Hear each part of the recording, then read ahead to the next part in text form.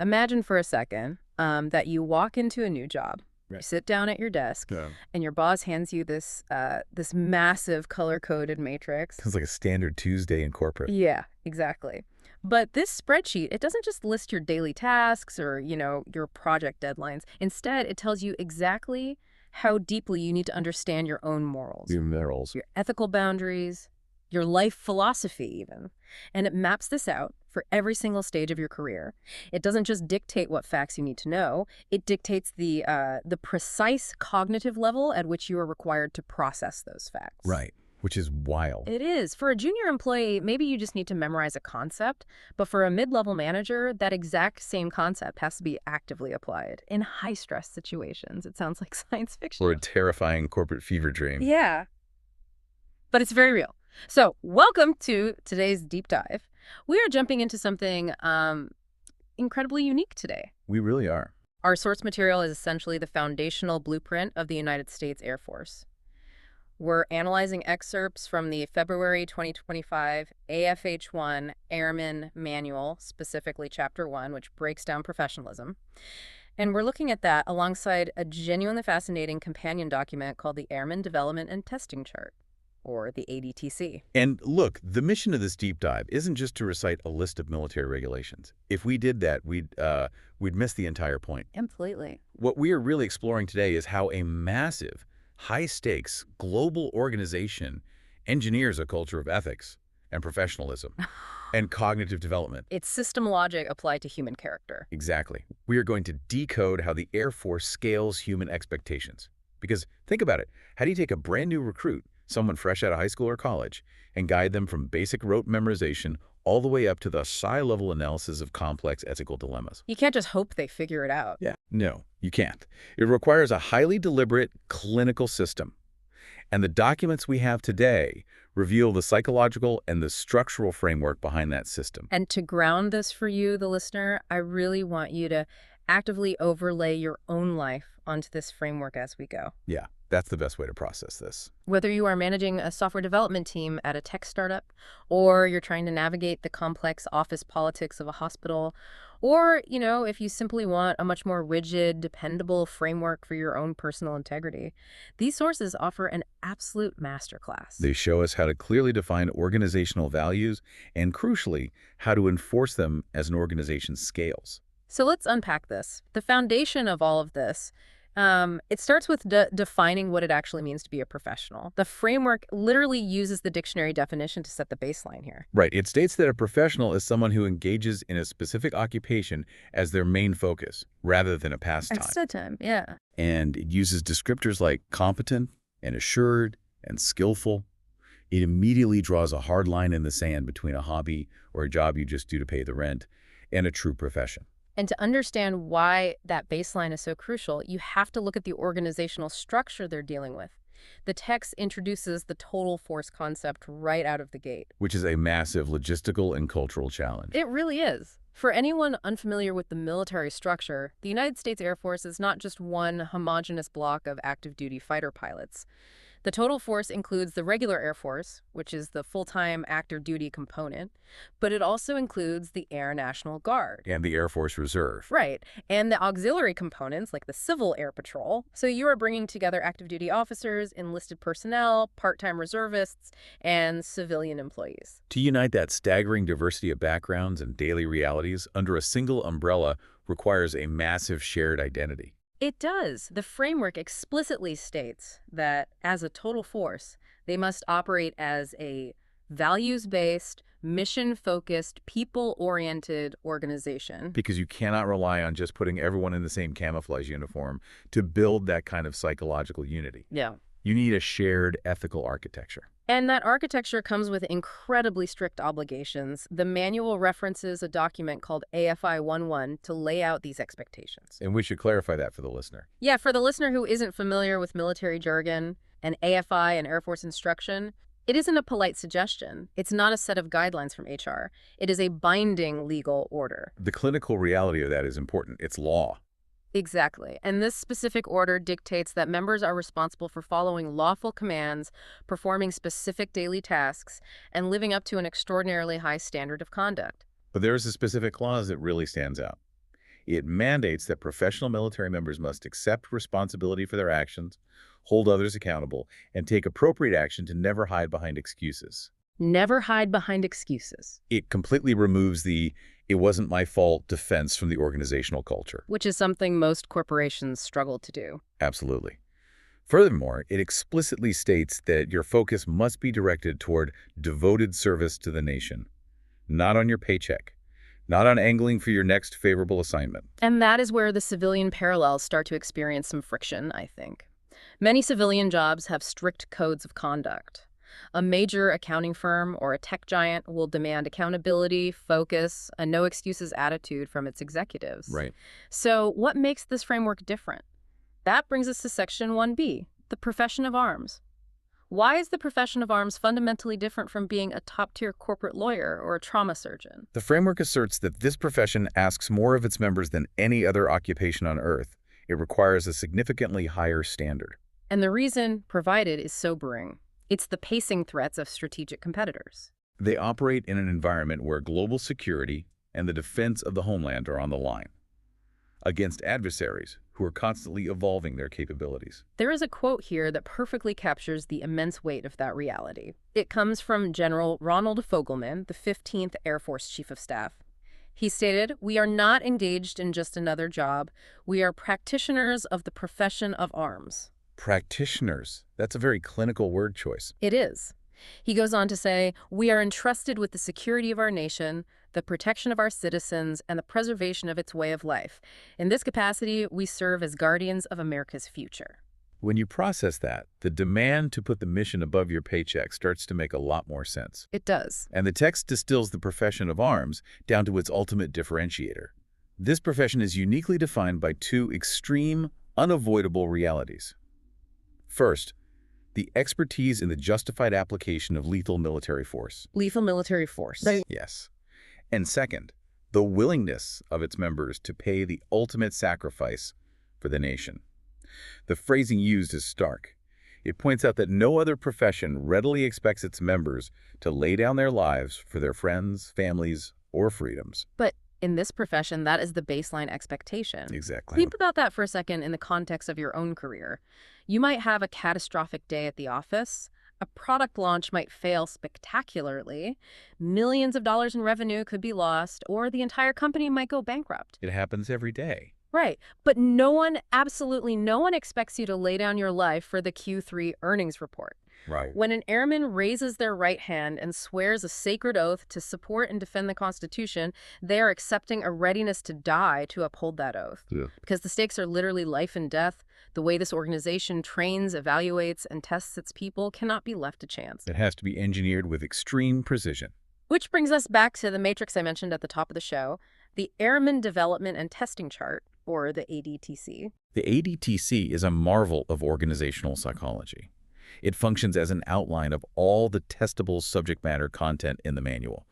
But as you mentioned earlier, it doesn't just provide a syllabus of what a person needs to know. It goes way deeper than that. It dictates the required level of cognitive comprehension for every single section, and it scales that requirement based on a person's rank and leadership level. And what makes this chart so robust is its origin. The text notes that these comprehension levels weren't dreamed up by a committee of academics in a boardroom. They were determined by surveying all regular Air Force Chief Master Sergeants, The highest enlisted rank. the top 1%. These are the people with decades of real-world experience who have seen firsthand what happens when training fails in the field. They built this matrix based on survival and operational necessity. Let's break down exactly how this matrix works, because I think any manager listening to this could steal this concept for their own team. I completely agree. The ADTC uses a 4-level cognitive scale, A, B, C, and D. For anyone with a background in education, this is going to sound very similar to Bloom's taxonomy. Let's start with level A. Level A is remembering. This is your absolute foundational knowledge. It involves recalling facts, definitions, or lists from memory. Think of it as passing the written portion of your driver's permit test. You know that a stop sign is red and has 8 sides. Right, just fact retrieval. Then level B is understanding. This is where you begin constructing meaning. You can interpret, summarize, infer, and explain the information. So staying with the analogy, you don't just know that the sign is red, you understand that it exists to manage the flow of traffic at an intersection and prevent collisions. Exactly. Then the matrix moves into higher-order cognitive skills. Level C is applying.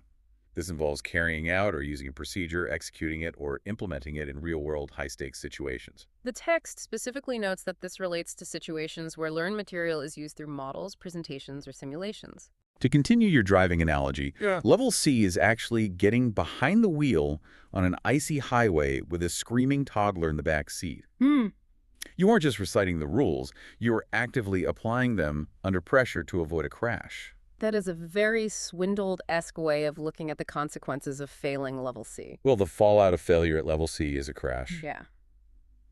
Finally, we reach level D, analyzing. This is the highest level on the chart. It requires breaking complex materials or concepts into their component parts, determining how those parts relate to one another, and understanding how they fit into the overall structure or purpose. Level D is the traffic engineer who designs the intersection, analyzes the accident data, and decides whether a stop sign or a traffic light is the most effective solution. So we have remembering, understanding, applying, and analyzing. A, B, C, D. Here's where it gets really interesting. The pattern recognition. Yes. When you look at the actual ADTC chart, you start to spot these incredible patterns that reveal exactly what the Air Force values at different stages of a person's career. For instance, look at Chapter 2, which covers aviation history. Okay. For a staff sergeant, which is a mid-level non-commissioned officer, understanding the fundamentals of aviation history or World War II operations only requires a level A comprehension. Remembering facts. Exactly. You just need to know the dates, the names of the generals, and the types of aircraft. It's essentially trivia. But contrast that level A requirement with Chapter 20, Section 20C, that covers appropriate working relationships. For that exact same staff sergeant, the requirement immediately leaps to level C, applying. And the logic there is flawless. It is, because the staff sergeant is a frontline supervisor. Knowing the date of a historical battle won't prevent a crisis in their unit today, but knowing how to actively implement, manage, and mediate interpersonal relationships among their team, that is a matter of daily operational survival. And if you look further down the chart to Chapter 14, which covers leadership, the requirement scales all the way up to level D, analyzing, but only for senior master sergeants and chief master sergeants. The expectation shifts dramatically. A junior leader applies leadership concepts. A senior leader must be able to deconstruct, diagnose, and analyze complex organizational leadership failures and rebuild the structure. The logic is so clean, but there is a brilliant anomaly in Chapter 1 that absolutely fascinated me, and it is the entire reason we are doing this deep dive today. The discrepancy in Section 1. Let's look at that same staff sergeant. For Section 1A, which defines professionalism, Section 1B, the profession of arms, and Section 1D, ethical standards, the required comprehension level is level B. They are required to understand these concepts. Right. They need to be able to summarize and explain what it means to be a professional or what the ethical standards entail. But nestled right in the middle of those sections is Section 1C, USAF core values. And this is the kicker. For every single enlisted rank, from the newest staff sergeant all the way up to the chief master sergeant, the requirement for core values is level C, applying. You can understand ethical standards, but you must apply core values. That distinction is a profound insight into how you build an organizational culture. The matrix is essentially conceding a psychological reality here. It is acceptable for a mid-level manager to merely understand the abstract theory of an ethical framework or the philosophical definition of the profession of arms. You don't need to philosophize every day. Right. You don't need to write an essay on it. But when it comes to the core values, theoretical understanding is entirely insufficient. You are required to actively, relentlessly apply those values in real time. You cannot just pass a multiple-choice test on them. You have to physically live them. They must be executed in your daily behavior, especially when things go wrong. Exactly. So what exactly are these core values that require such intense daily application? The framework introduces 3 core values as the absolute heart and soul of the profession: integrity first, service before self, and excellence in all we do. And the text uses a very specific, evocative metaphor here. It describes these values as universal, consistent standards used to evaluate the ethical climate of all organizations. and calls them beacons that light the path of professional conduct when needed in the cauldron of war. The cauldron of war. That is not a throwaway phrase. It is a deliberate acknowledgement of friction, fog, chaos, and extreme danger. In those moments when communication breaks down and fear sets in, abstract philosophical debates evaporate. You don't have time to analyze an ethical matrix. You need beacons. You need instinctual guideposts. Yeah. But values themselves, integrity, service, excellence, they are still inherently abstract words. You can't execute an abstraction. So the framework takes it a crucial step further. It defines virtues to support each core value. Virtues are defined as the desired behaviors and characteristics that must be practiced daily. By translating abstract values into actionable, observable behaviors, the organization ensures they can actually be applied at that level C comprehension requirement. Let's examine the bedrock of this entire system. Value number 1, integrity first. The framework defines integrity simply but powerfully as doing the right thing all the time, whether everyone is watching or no one is watching. It is the internal compass that keeps you on the right path when confronted with ethical challenges. I want to bring in a quote from the text by Chief Master Sergeant of the Air Force, Joanne S. Bass. She said, "The foundation of our profession of arms is and has always been respect. That is a non-negotiable principle that supports the integrity, service, and excellence of our great Air Force. It is the cornerstone of the culture we need."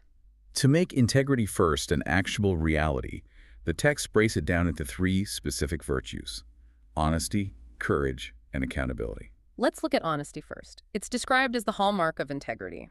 The phrasing used is uncompromising. Our word must be unquestionable. In a profession dealing with lethal force and national security, personnel are trusted agents.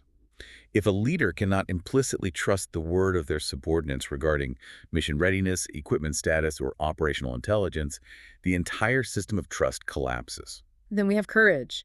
The way the framework defines courage is vital. It says, courage is not the absence of fear, but doing the right thing despite fear. It specifically highlights the courage required to make decisions that may be deeply unpopular, and, crucially, the courage to admit mistakes. That last part is huge. Admitting a mistake takes a massive amount of courage, especially in a high-stakes, hyper-competitive environment. Oh, absolutely. If you make a multi-million-dollar error at a corporation, the instinct is often to hide it, to spin it, or blame a contractor. But that ties directly into the 3rd virtue of integrity: accountability. The text states that accountable individuals maintain transparency, seek honest and constructive feedback, and take total ownership of the outcomes of their actions and decisions. You are accountable to the American people, your unit, your supervisors, your peers, and yourself. When we transition to the 2nd core value, service before self, we see the focus shift from internal character to institutional requirement. This value dictates that professional duties must always take precedence over personal desires. Tying this back to the Guardians of America's future concept, it demands a willingness to make profound personal sacrifices, whether that's missing a child's birthday due to deployment or placing oneself in physical danger to accomplish the mission. The virtues that make up service before self are duty, loyalty, and respect. Duty is the obligation to perform what is required for the mission, bound by the oath of service. But I want to stop and unpack loyalty here because this is where things get complicated. Yeah, the nuance here is fascinating. The text says loyalty is an internal commitment to something bigger than ourselves. The priority is strictly ordered: nation first, Air Force second, and the men and women you serve with third. But wait, the text also says that loyalty to leaders requires trusting, following, and executing their decisions, even when you disagree with them. Yeah. Isn't that just demanding blind obedience? How does that not immediately lead to a toxic leadership environment where bad ideas go unchallenged? That is exactly the friction point that trips up a lot of organizations, both military and civilian. If it were just blind obedience, it would absolutely breed toxic leadership and operational failure. So how does the text resolve that? The framework provides a crucial, immediate counterbalance to that demand. The very next sentence states, "We offer alternative solutions and innovative ideas most effectively through the chain of command." Through the chain of command. This is a delicate, sophisticated balance. The organization requires you to execute the lawful decision of the leader so that the mission doesn't grind to a halt in a chaotic debate. Because in combat, a chaotic debate gets people killed. Exactly. But it simultaneously expects you to use your brain, identify flaws, and utilize the proper channels to offer better, safer, or more efficient solutions. You do not undermine the leader in front of the team, which destroys unit cohesion, but you also do not become a passive robot. It is the fine line between insubordination and necessary innovation. That is such an important distinction for anyone listening who struggles with middle management. You can dissent, you can innovate, but you do it structurally. You don't mutiny in the Slack channel, you build a better proposal and run it up the chain. Precisely. The final virtue of service before self is respect, which encompasses self-respect, mutual respect for peers, and organizational respect. Now let's look at the third core value, excellence in all we do. This directs personnel to develop a sustained passion for continuous improvement and innovation. The actionable virtues here are mission, discipline, and teamwork. What is most striking about the excellence section is a very explicit protective clarification. The text clearly states that excellence in all we do explicitly does not mean that we demand perfection in everything from everyone. That is a massive psychological safety valve. Think about a corporate culture that demands absolute zero-defect perfection. What happens? It breeds paralyzing fear. Employees hide their mistakes, they point fingers, and they absolutely refuse to take risks or innovate because the cost of failure is termination. By stating that perfection is not the goal, the framework defines excellence as continuously advancing your craft, increasing your knowledge, and having a passion for deliberate, continuous improvement. The text captures this with a very urgent phrase: the need to accelerate change or lose now. Accelerate change or lose now, that is intense. To achieve that acceleration, you have to lean heavily on those virtues. Mission focus means anticipating and embracing change and realizing that human beings are the actual platform for continuous process improvements. Discipline is the individual, daily commitment to uphold standards in attitude, work ethic, and effort. And teamwork is the stark recognition of interdependency. You have to carry your own weight, but you also have to help your colleagues carry theirs when they stumble. Okay, so we have these incredibly high-minded, inspiring core values. We have integrity, service, excellence. But how does this actually hold up when things get messy? Because life is rarely black and white. That brings us to the ethical framework and how this organization trains people to navigate the gray areas. This is where the framework transitions from philosophical ideals to clinical, systematic application. It begins by drawing a very clear, necessary distinction between morals and ethics. The text explains that moral values dictate what we internally hold to be right and wrong. They are our deeply held beliefs. Ethics, on the other hand, is defined as the systematic reflection of these values, enabling us to live and act according to our beliefs. Morals are the engine. Ethics is the transmission that puts the power to the wheels. Furthermore, the framework draws a hard line between ethics and the law. Right. The text is very clear on this. It says, although following the law is ethical, laws only tell us what we can and cannot do. Ethics, on the other hand, tells us what we should or shouldn't do. So, merely avoiding a lawsuit or a court-martial isn't enough to be a professional in this framework. You have to develop a code of ethics where your behavior doesn't even create the appearance of impropriety. And for federal employees, the baseline for this ethical conduct is codified in a regulation called Title V, Code of Federal Regulations, Part 2635. For context, the Code of Federal Regulations, or CFR, is the codification of the general and permanent rules published by the executive departments and agencies of the federal government. It is the administrative law of the land. The manual provides specific examples from this regulation to show what these ethical expectations look like in daily practice. For instance, because public service is a public trust, employees must place loyalty to the Constitution above private gain. They are forbidden from holding financial interests that conflict with their duties. They must act impartially and cannot give preferential treatment to any individual or private organization, meaning you can't steer a defense contract to your buddy's tech firm. They must protect and conserve federal property. There is even a specific clause stating they must satisfy in good faith their financial obligations as citizens, including paying their local, state, or federal taxes. And here's where we find a detail that is simultaneously humorous and incredibly insightful about how large bureaucracies function. The $10 rule. Yes, the text goes from discussing the heavy realities of lethal force and defending the Constitution to a hyper-specific rule about buying presents for your boss. It states that employees generally cannot accept gifts from subordinates or from employees who make less pay than themselves. You cannot solicit donations from your team to buy a gift for a superior. But there is an exception. You can accept voluntary gifts of nominal value, which the text specifically caps at not to exceed $10 for special personal occasions like a marriage, the birth of a child, or retirement. The juxtaposition there is jarring, isn't it? In one chapter, the organization acknowledges that it expects you to face lethal force and potentially sacrifice your life for your country. In another chapter, it is strictly auditing whether the retirement mug you bought for your supervisor cost $9.50 or $11. But if we pull back and look at the psychology of this, it demonstrates the macro and micro scales of integrity.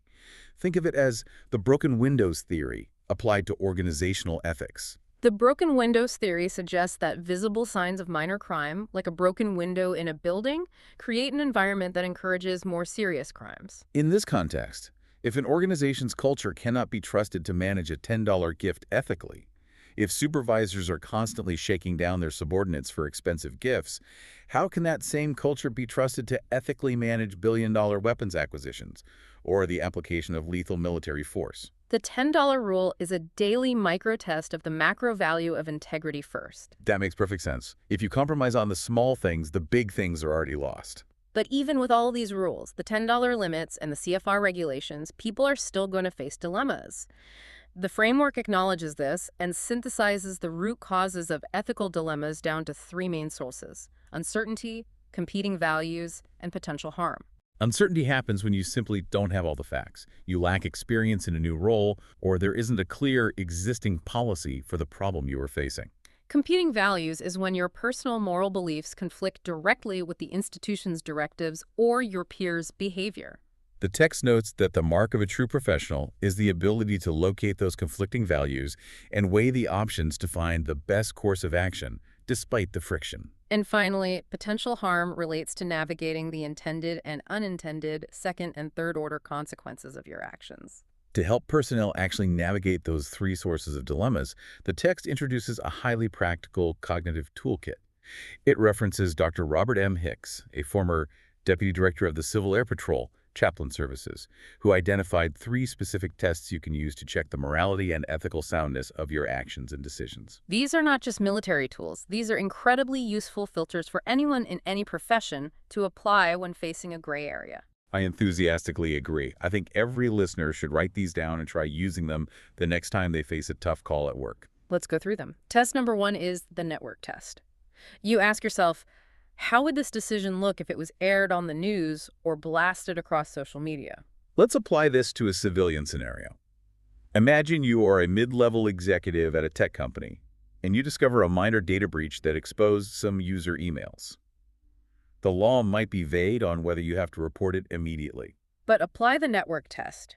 If your decision to hide the breach was the lead story on the evening news tonight, would you be proud or ashamed? Would it bring credit to you and your company, or would it destroy your reputation? If you are leaning toward ashamed, it completely fails the network test. That's a perfect application. Test number 2 is the United States of America test. This test focuses entirely on properly ordering your priorities. You ask a sequence of questions. Is this decision good for the United States? Is it good for the Air Force? Is it good for my unit? Is it good for me? Notice the strict descending order of precedence. It forces you to evaluate if your proposed action serves the macro-level mission first, before serving your own self-interest. If a CEO applied this, it might be, is this good for our customers? Is it good for the company? Is it good for my department? Is it good for my personal bonus? If the action only serves the bottom priority, your own self-interest, at the expense of the top priorities, it fails the test. You must be able to answer with a resounding yes all the way down the chain. And the final test in the toolkit is the divine test. This is much more introspective and personal. You ask yourself, would I feel good about this decision when I give account for my life? When you're looking back, telling the story of your life, your career, and your service, would you proudly include a detailed conversation about this specific decision? Or would you feel guilt, shame, and a loss of trust? If you cannot confidently give a positive response, the proposed course of action fails the divine test. The network test, the USA test, and the divine test. 3 highly practical filters to cut through the fog of a gray area. Moving from how to make decisions to the underlying character required to execute them, the sources delve into the honorable characteristics expected of an airman. The text explicitly states that airmen share a long history of valor, courage, and sacrifice. It is important to understand how the framework differentiates these 3 concepts, because they are distinct characteristics, not just synonyms for bravery. Let's break those down. Valor is defined as the ability to face danger or hardship in a determined and resolute manner. It is commonly recognized as bravery, fearlessness, fortitude, and gallantry. But the key phrase the text uses here is that acting with valor means having the willingness to step outside the comfort zone to deal with unexpected situations. And importantly, the manual notes this isn't just applicable on a kinetic battlefield. You can exhibit valor in the daily routine of life by taking intelligent risks to improve a situation. Next is courage, which is the ability to face fear, danger, or adversity. What is fascinating about this section is that the framework categorizes courage into three distinct types: personal, physical, and moral. Physical courage is what we typically imagine when discussing the military, overcoming the very real fear of bodily harm to get the job done, or risking harm to yourself to save someone else in battle. But personal courage is defined differently. It is defined as doing what's right, even when risking one's career. And moral courage is the ability to stand by the core values when doing so may not be the popular thing to do. The text notes that integrity is the virtue that breeds moral courage when it is most desperately needed. Let's pause on that. Personal courage means risking your career for what's right. Moral courage means risking your popularity. Think about your own workplace. If you saw the accounting department cooking the books, or a senior executive harassing a junior employee, would you have the personal courage to blow the whistle, knowing it might cost you your promotion or even your job? Would you have the moral courage to stand alone against the office consensus? That is an incredibly high bar to set for human behavior. And the final characteristic is sacrifice. This involves a willingness to give your time, comfort, or even your life to meet others' needs. It is the ultimate expression of putting others' needs before individual wants, whether that happens in combat or in serving the local community. The text then transitions to what it calls the call to duty. It takes a 30-year outlook, stating that the Air Force's ability to adapt faster than potential adversaries depends entirely on the flexibility, adaptability, and character of current and next-generation airmen. This requires a deep, internalized understanding of the price paid for freedom and the sacrifices required by willing service. And to encapsulate all of this, the professionalism, the core values, the ethical standards, the courage, and the sacrifice, the framework presents the Airman's Creed. This creed was introduced in 2007 by General T. Michael Mosley, who is the 18th Air Force Chief of Staff. The explicit purpose of introducing this creed was to reinvigorate the total force, to unite that diverse group of active, guard, and reserve personnel we talked about earlier. And to build a coherent bond and warrior ethos among all airmen. The creed is a powerful piece of organizational writing. Let me share a few key lines. It starts with a declaration of identity. I am an American airman. I am a warrior. I have answered my nation's call. It goes on to define the objective. My mission is to fly, fight, and win, guardian of freedom and justice, my nation's sword and shield. And it ends with the ultimate commitment. I defend my country with my life. I will never leave an airman behind. I will never falter, and I will not fail. If we take that creed, with all its soaring, intense rhetoric, and connect it all the way back to where we started today, the Airman Development and Testing Chart, the ADTC matrix, we arrive at a profound conclusion about human development. Reciting the Airman's Creed from memory is merely a level A cognitive task. Remembering facts. Yeah. Anyone can memorize words on a page. But living the ethos of that creed, actually acting as the nation's sword and shield, demonstrating moral courage when it is deeply unpopular, and actively applying the core values in the chaos and friction of the cauldron of war, that requires the absolute highest levels of applied cognitive discipline. It requires level C and level D comprehension. It is the monumental shift from understanding a philosophy to undeniable lived action. Let's connect the final dots here. We have gone on an incredible journey through this material today. We started with the soaring rhetoric of ultimate sacrifice and guarding America's future, and we zoomed all the way into the clinical, strict matrices of the ADTC testing chart and the strict $10 limit on retirement gifts. What these sources reveal to us is an organization that leaves absolutely nothing to chance when it comes to character development. They have engineered a comprehensive system that defines abstract concepts, measures psychological understanding, and rigorously tests the practical application of ethics at every stage of a person's life. It is a system that forces us to ask critical questions of ourselves. I encourage you, the listener, to take a hard look at your own life, your own profession, and your own organization. What are your core values? Have you ever actually taken the time to explicitly define them? And more importantly, if we use the ADTC matrix to evaluate you today, where would you score? Are you just operating at level A, merely remembering what your values are supposed to be? Or are you operating at level C actively, relentlessly carrying them out and implementing them in the complex, stressful, gray areas of your daily life? That is the ultimate challenge, and I'll leave you with this final, provocative thought to mull over as you go about the rest of your day. The Air Force clearly, rigidly maps out what understanding versus applying looks like for a staff sergeant. If you had to sit down tonight and write a comprehension chart for your own household or for your own team at work, what values would you allow people to merely understand, and which ones would you absolutely demand that they apply every single day without fail?